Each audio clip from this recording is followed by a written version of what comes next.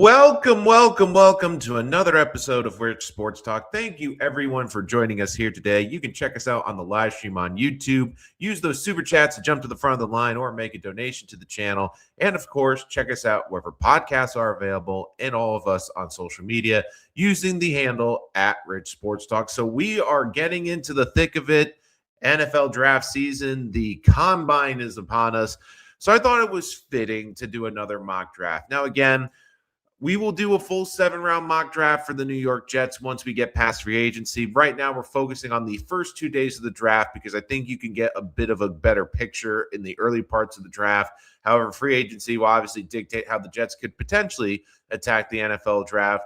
I'm going to look at a lot of different scenarios. Last mock draft, we talked about Ty Simpson at 16.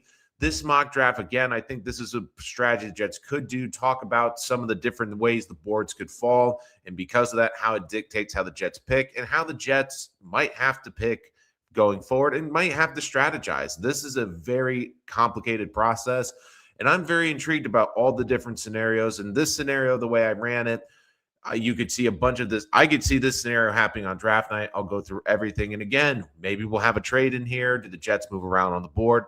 There is a lot that can happen. Again, let me know in the comments. Also, I am doing a big project right now for the draft process. And again, we're going to do a painful walk down memory lane. I'm going to do the Jets' top 25 draft busts over the past 25 years. If you want me to do the best draft picks, the top 25, let me know in the comments below. And check out our community page as well. Give me feedback on what videos you would like to see.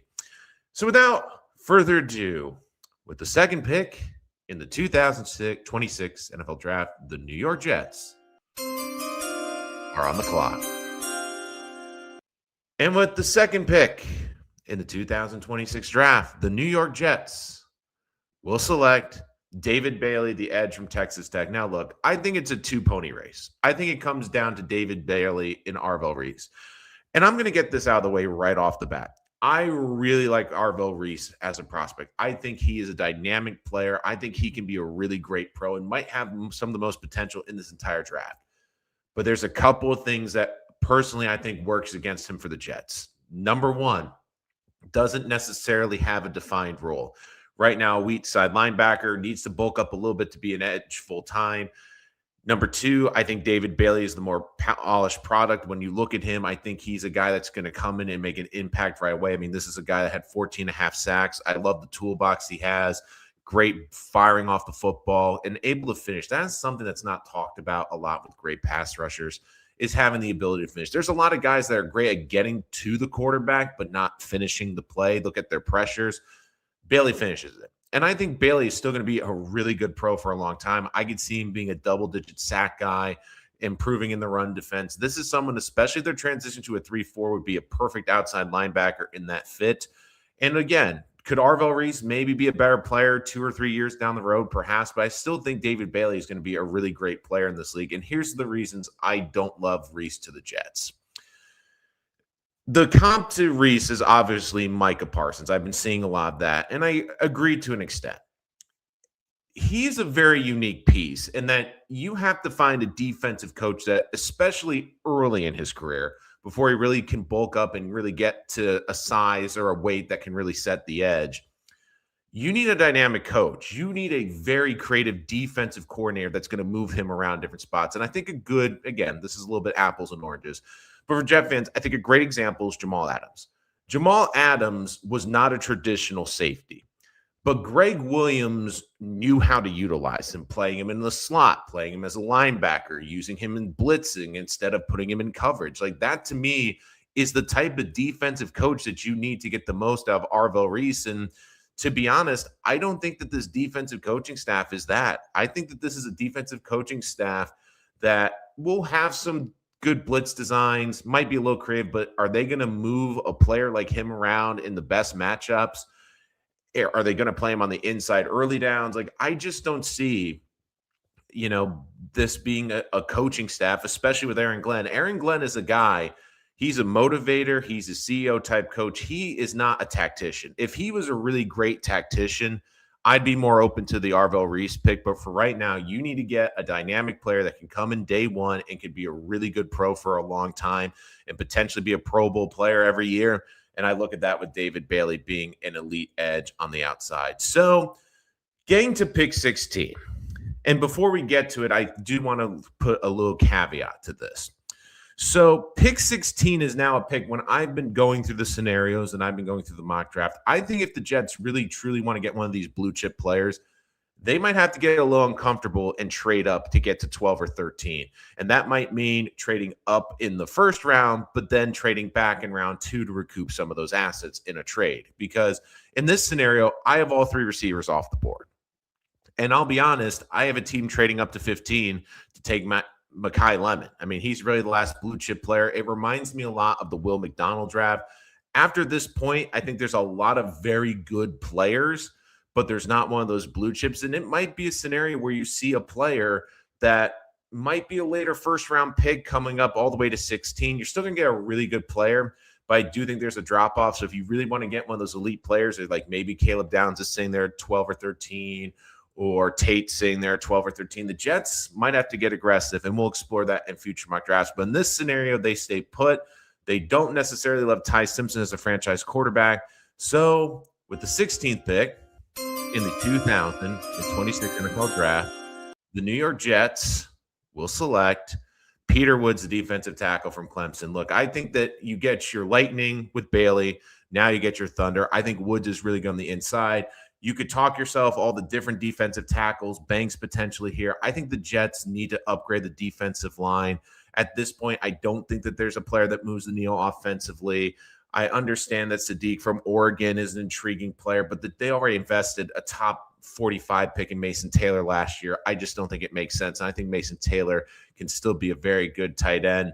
I've seen scenarios where they go offensive guard, offensive line. I don't think they will do that. They'll probably do that later in the draft. They get a dynamic player. I mean, this is a guy that, especially if you're going to a 3-4 front, could set the edge. Big guy at 310, really can move along the front and play multiple spots. And it gives you a lot of versatility now between Woods, between Harrison Phillips, between Jawan Briggs. And for a guy this size, he's got elusiveness and can get into tight quarters.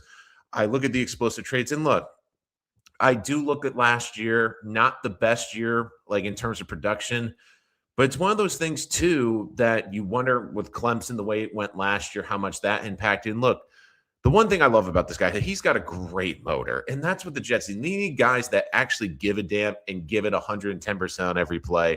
And this is a guy, and this is someone that I really think could be a good trendsetter and a guy that would be an impact player from day one and be a really nice fit on this defense. And now all of a sudden you got 2 really great playmakers on this defense that dramatically improve it. I think the back end will be improved primarily through free agency, but the front 7 will be addressed specifically in the draft.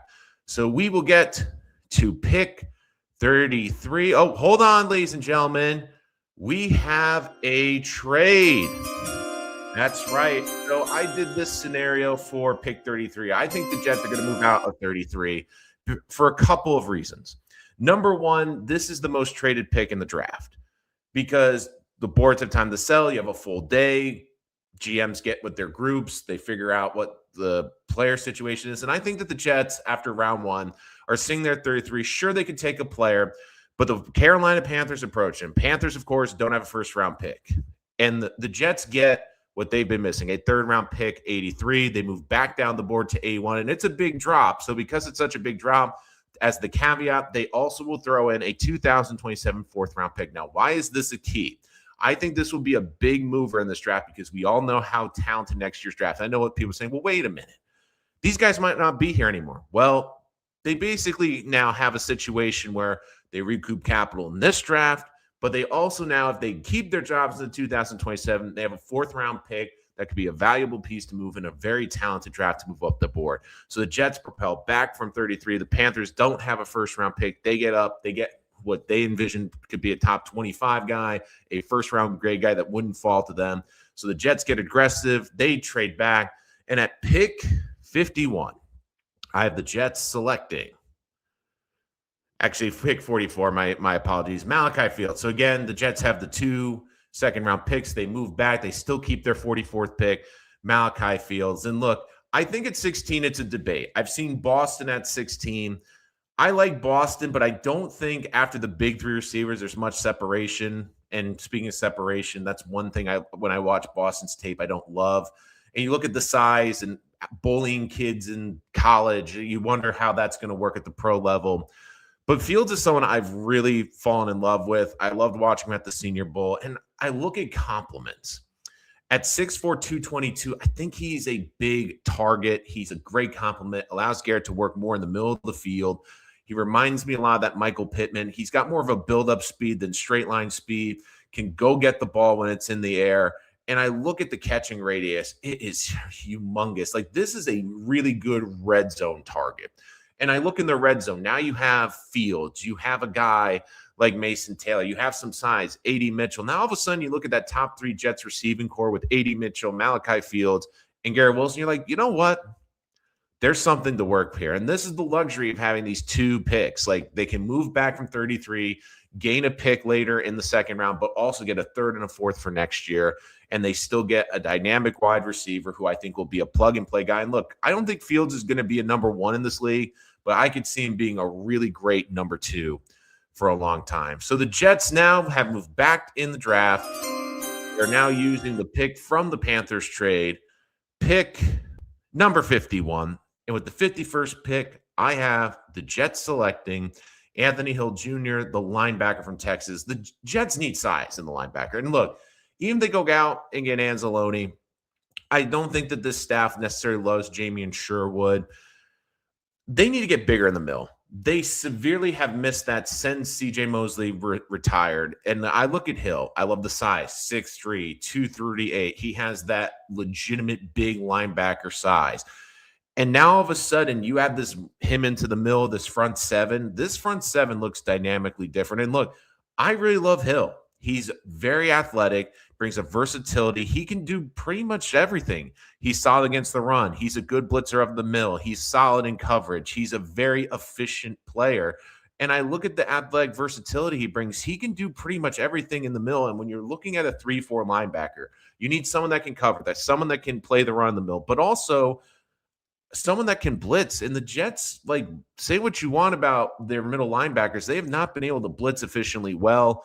I mean, they've had some decent designs with Quincy coming off the edge, just using his speed.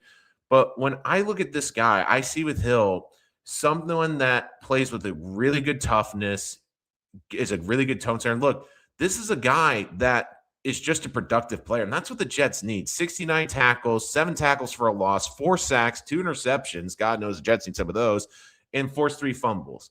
I look at this too, and this is coming off a 2024 season, which he was even better, where he had a SEC high 16.5 tackles for a loss. This is a dynamic player, has a nose for the football, and it generates turnovers, which is something that, as we know as Jet fans, has sorely been missing. So again, the Jets trade back, take Anthony Hill Jr. Again, super chat to jump to the front of the line. But now the Jets have a 3rd-round pick, which they don't have, thanks to the Hassan Wright trade. So our final pick in this mock draft, the Jets trading back into round number 3 from the Panthers pick number 83. And I have the Jets selecting with the 83rd pick, Garrett Nussmeier. Now, here's the thing. I think the Jets would like to take Nussmeier on day 3. I'm thinking they're hoping he would fall there. But I think when they get to this point in the draft, they'll say, look, we have an abundance of day 3 picks, including 2 4th-rounders and a bunch of 5ths. Like, I could also see the Jets easily coming back into the 3rd round, taking Nussmeier here, trading back in to get another player in round 3. So I just think at this point in the draft, the Jets are looking at Nussmeier. He's the best quarterback available. Drew Aller is a big project. We have to see what his physicals will be. I think there's a lot of deep projects. And with Nussmeier, I think he can be a high-end backup. And even if you take him here and he just looks like a backup quarterback, it's still a solid pick. We see how many teams need backup quarterbacks every year. And here's the thing. This still allows you to draft a quarterback in 2027. And I will look at this like this. This quarterback, whoever you're drafting, will likely have to play this season. And because this staff's going to get evaluated, can you put a rookie quarterback into a successful situation. Now, again, Nussmeier is a bit undersized. I like the arm. Again, we've seen he looks healthy after the abdomen injury this year. I look to the foundation. I think that he can be a backup that can start and win a couple games. Like if you need him to be a spot starter for 3 or 5 games, he can keep you in it, win 2 or 3 games. And I think that's going to be the scenario this back end of the season. He's going to get the last 8 starts. And unlike Brady Cook, who was an undrafted quarterback, looked completely overwhelmed, doesn't really belong in the NFL, I think Nussmeier at least has a role in the National Football League. And if they can prove that they can put Garrett Nussmeier in a successful situation, win a couple of games with him, have someone to compete with a quarterback you draft in 2027, I don't have a problem with this. And the biggest reason why is the abundance of picks the Jets have on day 3. And like I said, I will not be shocked if they trade some of those for other veteran players. I will not be surprised if they move back into the back end of round 3 with all the abundance of picks. They have a lot of dart throws. And they had a lot of capital. They've improved the defense dramatically. They've added a weapon offensively. I still think they're going to have a very, very busy free agency. My belief is they're going to attack safety, linebacker in that draft in the free agency class. So right here, you look at it. Maybe Nussmeier isn't the best player on the board, but he's the best quarterback.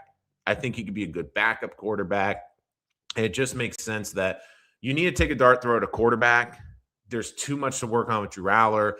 I think that they're going to like Garrett Nussmeier because he can operate this pro-style offense. I think that he's going to be able to deal with Frank Reich. I think Frank Reich, who, again, long-term backup quarterback in the National Football League, is going to see enough traits to say, you know what, we can win a couple games with this guy, and that's not necessarily a bad thing. So that officially is our second mock draft.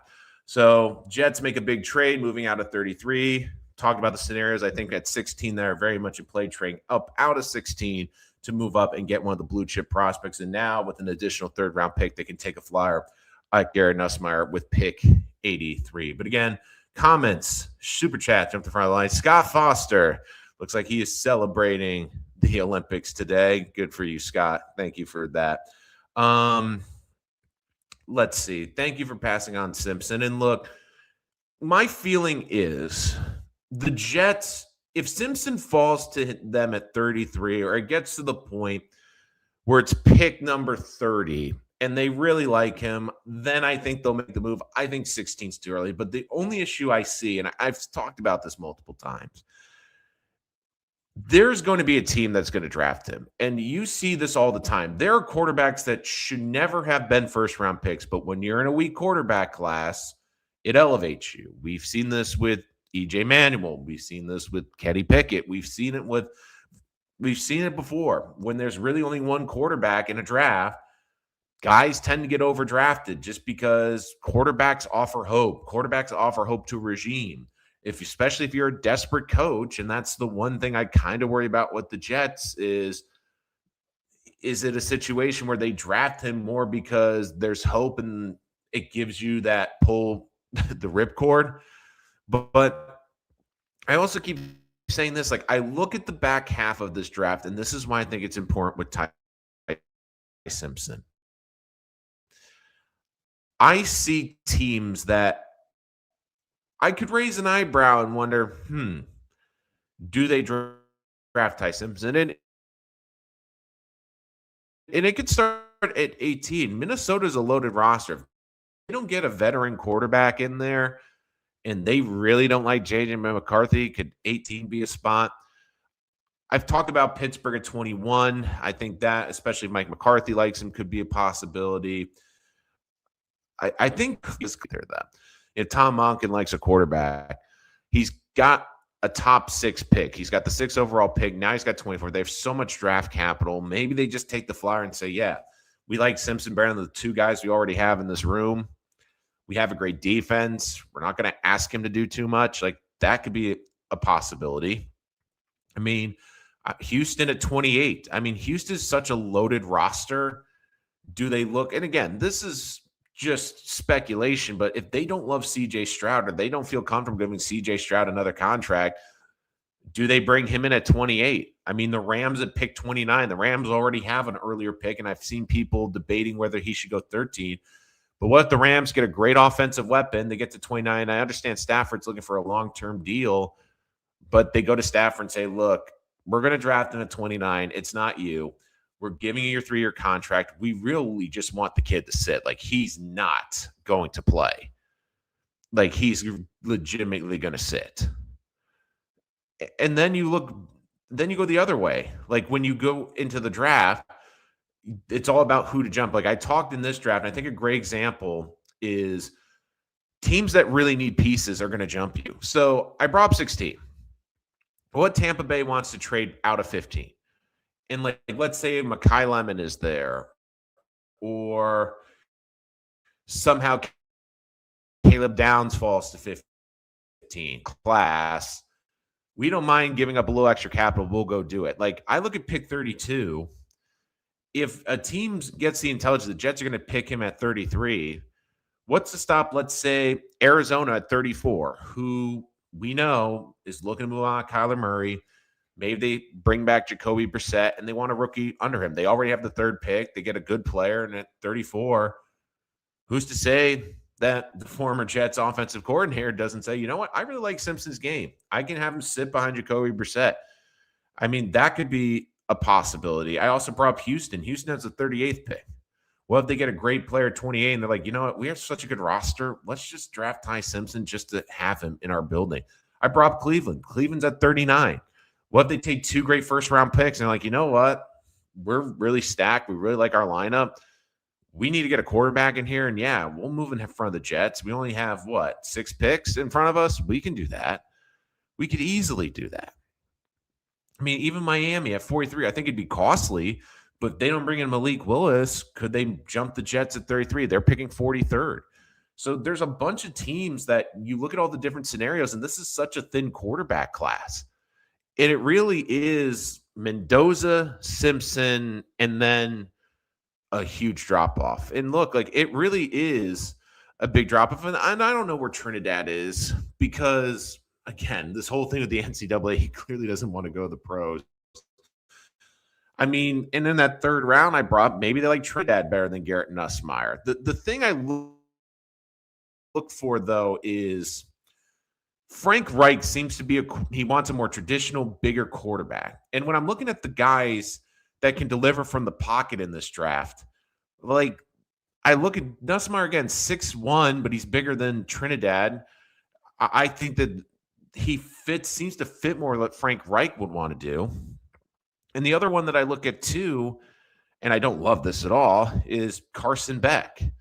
Look, like, if the Jets, like, if they picked him with the only quarterback in like round 4 or 5, I'd be like, you know what? Okay, fine. But again, the thing with Beck is when things go well and things are in order and things are not chaotic, he's a very good quarterback. But the problem is things usually get chaotic. And in chaos, he really struggled. And basically, what are the New York Jets? But pure chaos. Would you trade a mid-round pick for McCarthy if Minnesota wants to move on from him already? I'm not sure if they're willing. So here's my thing. I've never been the biggest J.J. McCarthy fan. I always thought coming out of Michigan, he was a bit small. I thought he looked a bit fragile. I didn't think he had the body to really survive in the league, and we're seeing it like with the multiple injuries he's had to deal with. If I was to trade for a quarterback, and again, it's not as big of a name, and I know it's been brought up, and I know it's been talked about in Jets circles, but I would look to bring in Tanner McKee. If you had to, I'd rather take a shot on him. Again, when I look at Tanner McKee, very limited time, but again, he's sat for a couple of years. He's been in a system. He's been learning on the bench. And again, it's a different team, but he's at least been in an NFL locker room. He's in an NFL meeting room. And I look at him, 25 years old, 6'6", 231. Like, that's the type of body that I think you're going to look at this quarterback coach right now, and Frank Reich, that's going to be like, you know what? I'll take a shot on that. And the Eagles might just say, you know what? We want to get some draft capital because we're not going to sign him after this year. Well, let's get something for him. Howie Roseman does this all the time. So if you had to ask me, I'd rather trade for Tanner McKee. Look, I'm not trying to pick on JJ because, again, I think right now he is in a very difficult position because this is a guy that comes in with a lot of hype. This is someone that comes in coming out of Michigan, having an unbelievable career there, going 15-0, winning the national championship in 2023, and comes into there basically Sam Darnold's going to be the backup. It's JJ McCarthy's show, and has the catastrophic injury even before playing. Then you have Sam Darnold goes 14-3. We know the story, gets into the playoffs, and again, doesn't go well in the playoffs. But then you have this decision. And this decision was to move off of Sam Darnold, which again has cost people jobs already. So now you have this expectation. Well, and let's be frank, I think the thought was, well, if Sam Darnold, who failed everywhere else and was a backup quarterback, could work with these unbelievable weapons and all these toys and all these great offense, anyone can do it. And JJ comes in, goes 6-4, 11 touchdowns, 12 interceptions.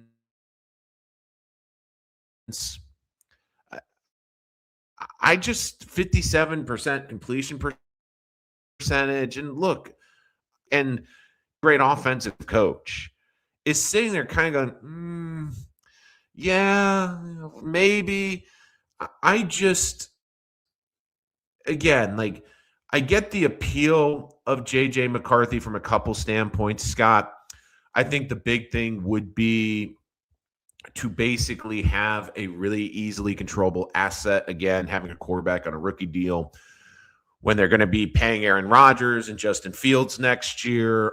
So, I mean, from a financial standpoint, I can make a little bit of sense of that, where I get where you're coming from. But again, I don't love that option with JJ. I'm not even sure if he's a pro quarterback at this point. And, if it's not working in Minnesota with those great weapons, with that great offensive coach, how's it going to work here? We have Frank Reich, who, again, is an upgrade of what we've had, but he's not going to be a better offensive coach than you've had in Minnesota. You don't have the weapons here that you had in Minnesota. You have a better offensive line potentially, but I just don't see it. And again, unless you're getting like JJ McCarthy, they're going to give him away for a 7th-round pick, but they're not going to do that. He's a former 1st-round pick. They want to get at least some asset for it.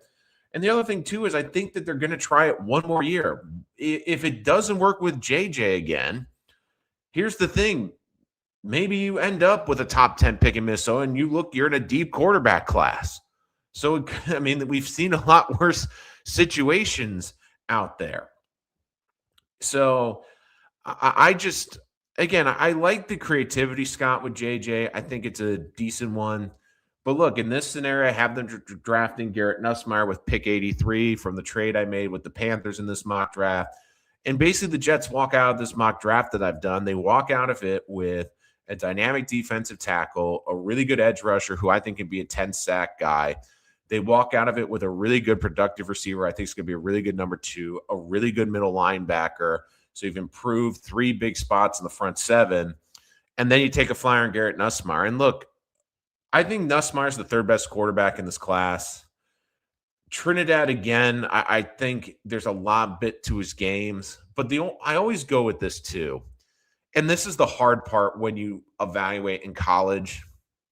When you have a team like Ole Miss, who just has player after great player and has an unbelievable offensive coaching staff, it comes down to how much of it is the player and how much of it is the coaching staff. And look, I think Trinidad understands that he needs more seasoning.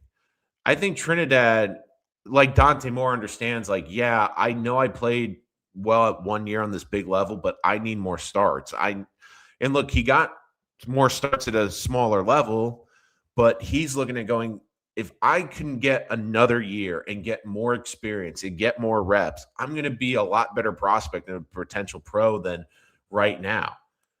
So again, that's also something I give these kids credit for, is the self-evaluation. That's the one benefit to the NIL that I guess is okay, which is, I don't feel ready for the pros. I don't think I'm going to survive the way I currently am, and I need more time. I need more practice. And you know what? Sometimes that might be the better thing for the player. But I mean, I just look around the league right now and, we'll talk about to death. We'll talk about the quarterbacks. I mean, other news around the NFL, Cowboys signed their running back 24 million, 3 years. I think the Brees still needs to get done. Look, if you're going to tag Brees, which again, I think is the bare minimum, I still would look to get a long-term deal. And it's kind of funny because I've seen Jets social media and how the fans are reacting to Brees. And I would say maybe I'm wrong, but it's like 60-40, 60 to keep, 40 to let go. And the let go isn't just let him walk. It's try to get something for him because of the quote like Solomope. And again, he did an interview where he didn't sound super upbeat. And again, I think if Brees gets paid, he'll definitely be happier, and especially if you give him a good contract. And look, the Jets have so much free money right now. And this is the other debate, too, I've been seeing with AVT, John Simpson. Like, I would bring AVT back. I think the injuries he have been freak injuries. The best version of the Jets' offensive lines with AVT out there. Just fill a hole. Just don't make another hole. And look, the other thing, too, is you see a lot of fan bases going, oh, man, we can get AVT. We can get AVT. If other fan bases are excited to get AVT, I think the Jet fans should be excited to just keep him. So I would try to give him a big contract again with Brees. I think they're going to transition or franchise tag him. But just because you tag him, I wouldn't just be like, oh, here's the tag and we'll come back to you next year. No, I would try to get a long-term deal done. I really would. Because again, the Jets have so many holes. Let's not create any more. And the one thing I'm really curious about this free agency period is when I look at the Jets and how Darren Muji operates, I'm very curious because, again, I do think the Jets are going to spend in free agency. I don't necessarily think like drunken spalers, but I do think they're going to spend money. But the big question is, how are they going to spend their draft capital? So the Jets have multiple picks in this draft. So right now, looking at it, I'm just trying to bring this up because I'm trying to get the total picks. The Jets have, on day 3, they have pick number 3 in the 4th round, round 540, round 613, round 627, round 630, and 2 7th-rounders. So what I am going to be curious with how the Jets could potentially operate is, again, I'm still not sure if all the comp picks have been officially settled. I have to check on that. But when I look at them right now, they have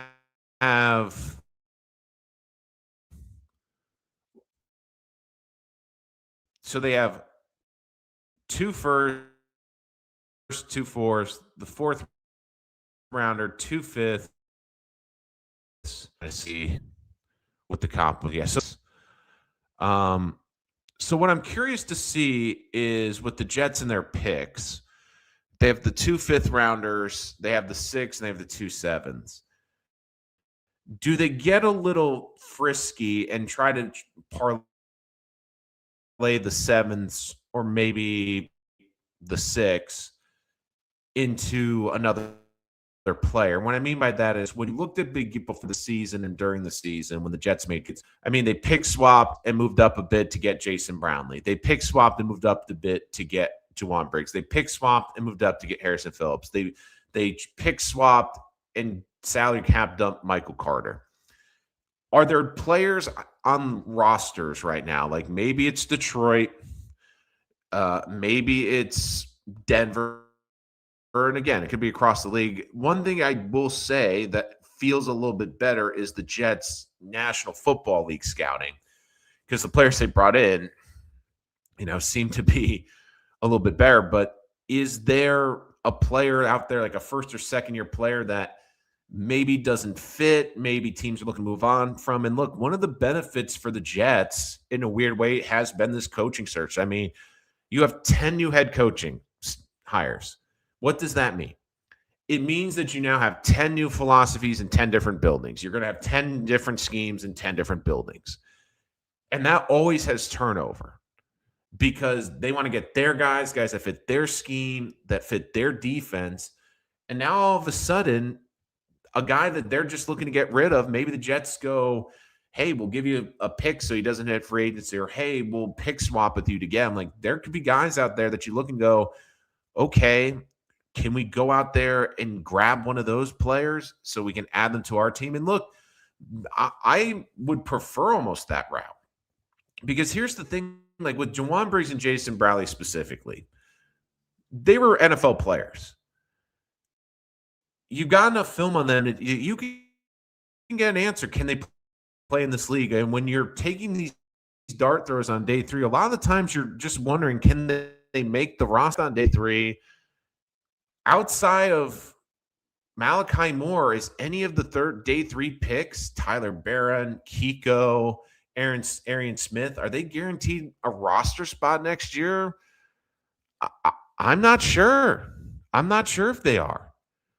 So, like, that's a thing. Like, you have to wonder, like, could they look at former rosters like that they were with Detroit or Denver, or do they go try to pick another roster? Again, comments, super chat, jump to the front of the line. Any topics you want to talk about before we wrap up? Again, get in the chat right now. See, we got some good viewers right now. So if you want to jump in and ask any questions about the draft, the Jets in general, let me know in the comments. Super chat to jump to the front of the line. But, like, that's the thing. Like, there's going to be so many different turnover and so many different players, like, moving around. Like, I think a great example was Quincy.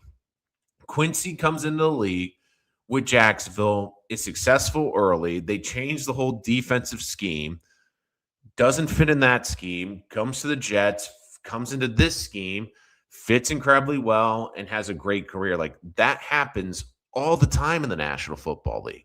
So I do think that the Jets, the way their draft is approach could be, might not just be in the draft. It might be, how can we take our assets in the draft and not only get better in the draft, but use these draft assets to improve this roster with other talent, with other teams. Like, when Brownlee was healthy, he was a good fit. Jawan Briggs was a good fit. Harrison Phillips is a nice leader that they brought in. Like, they've made some good trades. And don't forget, A.D. Mitchell and John Mechie. I mean, I think those are 2 depth pieces that they got in those trades.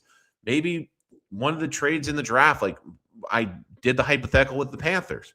Maybe the Jets trade down, and instead of getting an extra pick, they get a throw-in player. Maybe they get a running back they like. Maybe they get a developmental offensive interior lineman. Maybe there's a DN that another team is like. Maybe there's a DN where you have a team that was 3-4 that's now going to a 4-3 where he's not a good fit, and the Jets say throw him into the deal. Maybe there's a middle linebacker that isn't fitting or underperforming somewhere. Maybe there's a safety. Maybe there's a corner that fits what the Jets are more looking for out there. So again, like, I think there's so many different roads for the Jets to improve this roster, but you have to be open-minded and you have to wonder how they're going to do it. And when I look at this mock draft, I think the scenario I came up with is a big one. I think that the Jets are going to move around the board, especially in round 2. And I also think that I'm starting to look at this draft and the way the board is falling. I really think that there's 12 really great dynamic players, maybe 13. And the problem is, when the Jets are at 16, you're starting to then get away from some of them. So maybe the Jets might have to get a little aggressive. Maybe the Jets might have to explore just jumping up a couple of spots. Like, if Caleb Downs is at 13 or 14, maybe it's worth them to ship a day 3 pick or 2 to get that elite player. What if Sonny Styles is somehow there, sitting there in the teams? What if Ruben Bain is somehow there? Teams are too scared off with his short arms.